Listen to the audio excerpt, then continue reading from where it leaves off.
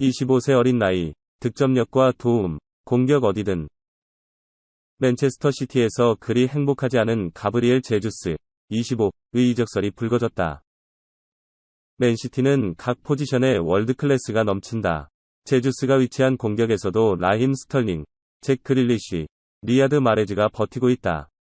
이번에 독일 분데스리가에서 검증된 엘링 홀란과 아르헨티나 연건 훌리안 알바레스, 리버 플레이트가 합류해 설자리가 더욱 좁아졌다. 제주스는 이번 시즌 프리미어리그에서 8골 8도움을 기록했다. 최전방 9번에 주로 나섰는데 남더라도 다음 시즌 주전이 불투명하다. 맨체스터 이브닝 뉴스에 따르면 제주스가 이미 구단에 떠나고 싶다는 의사를 내비쳤다. 행선지로 거론되는 구단은 아스널과 토트넘 호스퍼다.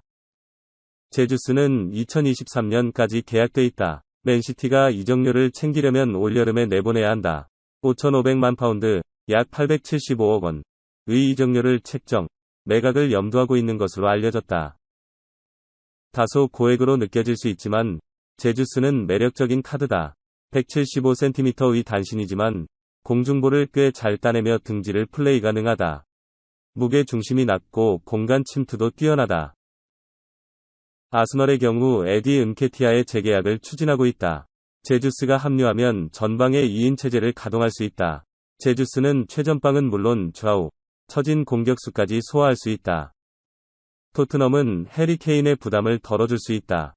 손흥민이 최전방을 소화할 수 있지만 왼쪽이 주 포지션이다.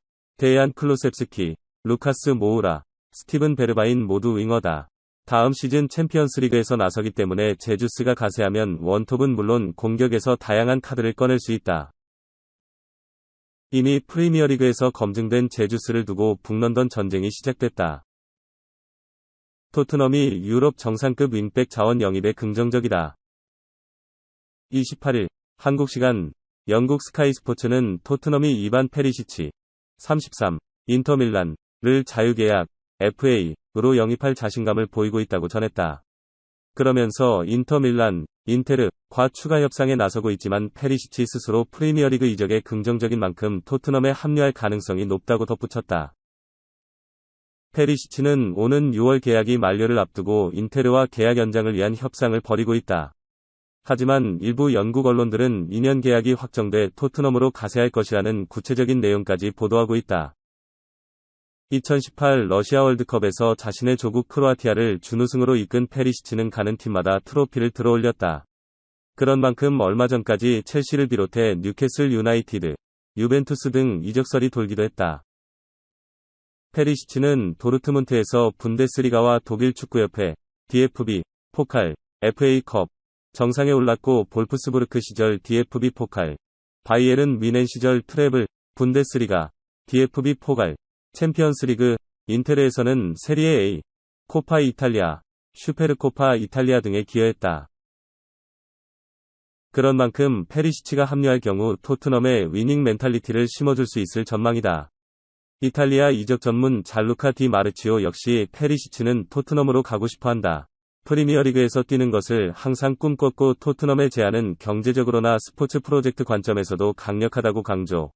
페리시치의 토트넘 이적 가능성에 힘을 실었다.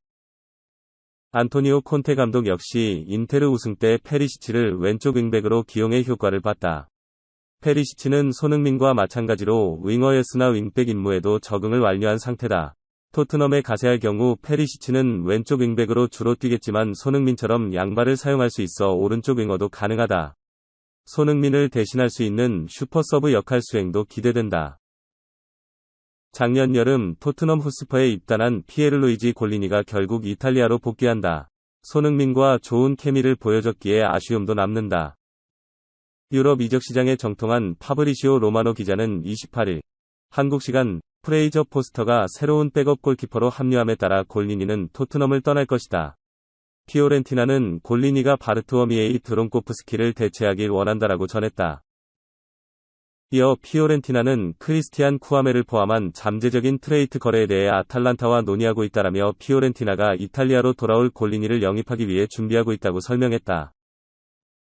개막 전 토트넘은 의고 요리스의 부담을 덜어줄 서브 골키퍼로 골리니를 영입했지만 기대에 부응하지 못했다.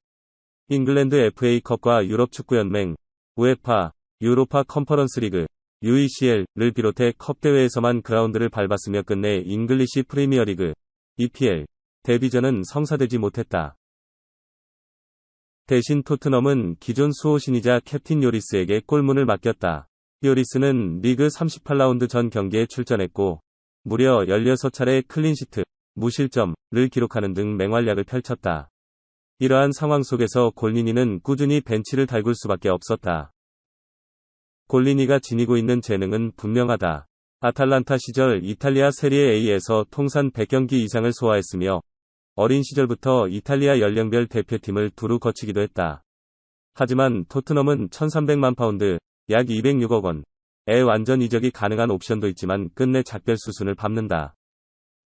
손흥민과 좋은 케미를 보여줬던 만큼 아쉬움도 남는다. 입단 직후 골리니는 SNS를 통해 손흥민과 함께 찍은 사진을 올리면서 눈길을 끌었고 이탈리아어를 가르쳐주는 모습으로 화제를 모았었다. 아스널과 북런던 더비 당시 일찍 교체 아웃된 손흥민이 미소를 잃자 골리니는 옆에 앉아 위로하기도 했다. 하지만 골리니는 토트넘에서 자리를 잡지 못했고 결국 이탈리아 복귀를 앞두게 됐다. 손흥민과 동행 역시 한 시즌 만에 마무리될 것으로 보인다. 맨체스터 유나이티드가 프랭키 더 용, 25, 바르셀로나에게 최후 통첩했다. 영국 매체 스포츠 바이블은 27일, 한국 시간, 맨유는 더 용에게 최후 통첩했다. 맨유는 더 용이 맨유에서 에릭 텐 하흐 감독과 재회할 것인지 아니면 바르셀로나에 잔류할 것인지에 대한 답변을 원하는 것으로 알려져 있다라며 더 용은 2016년부터 2019년까지 아약스에서 활약했고 텐 하흐 밑에서 크게 성장했다. 6,500만 파운드, 약 1,030억 원에 영입할 수 있을 것이라고 보도했다. 2016년에 아약스 1군에 데뷔한 더 용은 2018에서 19시즌까지 아약스에서 활약했다. 텐 하흐 감독과는 2017년 12월에 처음 만났다. 텐 하흐 밑에서 엄청난 성장을 했다. 2018-19 시즌에는 유럽 축구연맹, 우에파, 챔피언스리그, UCL, 준결승까지 진출하는 저력을 보여줬다. 이후 더 용은 바르셀로나로 이적했다. 바르셀로나에서도 주전으로 활약했지만 바르셀로나의 재정난이 문제가 돼 팀을 떠날 가능성이 생겼다. 스포츠 바이블은 바르셀로나 회장 주안 라포르타 회장은 올여름 13억 파운드, 약 2조 580억 원의 비용이 들 것으로 예상하는 경기장 보수에 자금을 댈 계획이다. 자금을 확보하기 위해 선수 방출에 열려있다라며 바르셀로나는 3억 3,100만 파운드, 약 5,240억 원의 임금 체불도 있다라며 바르셀로나가 재정적으로 어려워 선수 판매를 할 것이라고 봤다.